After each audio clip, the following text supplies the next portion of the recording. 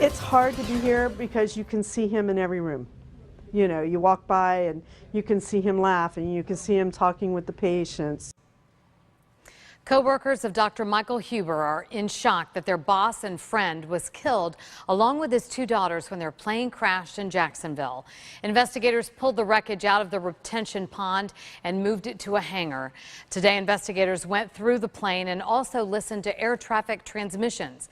They're looking at possible mechanical failure. The Port St. Lucie dentist radioed in that he could not see the runway. However, fog has been ruled out. The NTSB hopes to have its early report into what went wrong ready next week. New at 6, Brian Entin live at the dentist's office where he spoke to Michael Huber's longtime employees. Brian. Kelly, Dr. Huber was the kind of dentist who would joke, who would laugh, who would even whistle with his patients. One of his hygienists told me sometimes she'd have to say, "Doctor, you can't talk so much. We've got other patients waiting." Today, though, there's a black wreath here on the door signifying the tragedy that happened. Despite the office being closed, the staff still came to work today. They say that they didn't know what else to do or where else to go. All the office staff at Dr. Huber's Fort Pierce dental office can do is hug patients when they show up and tell them the terrible news. It was very difficult for us to say to them, you know, I'm sorry, but, you know, Dr. Huber and his children have, you know, perished in a plane accident. And of course, they were all very upset. Jenny Heller is Dr. Huber's office manager, but they're more like family. She started with him when he became a dentist 30 years ago. It's hard to be here because you can see him in every room.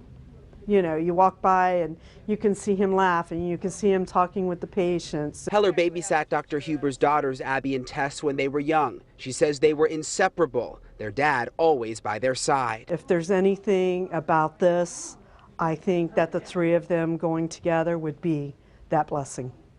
Because I think if either one of them would not survive without the other. It would just be like breaking off a part of your body or something. As tragic as it is, I think that that was the blessing. Dr. Huber's been flying for a decade, and Heller says he's made the flight to Jacksonville hundreds of times. She says at first she was in denial after getting the call Sunday night. Now it's starting to set in. I don't see how I have any tears left. I've cried so much. As for Dr. Huber's practice with over 1,000 patients right now, friends of his who are dentists are helping with emergency cases, but beyond that, there is no sign of what's going to happen to the practice. Also, no funeral arrangements have been set yet for the doctor or his two daughters.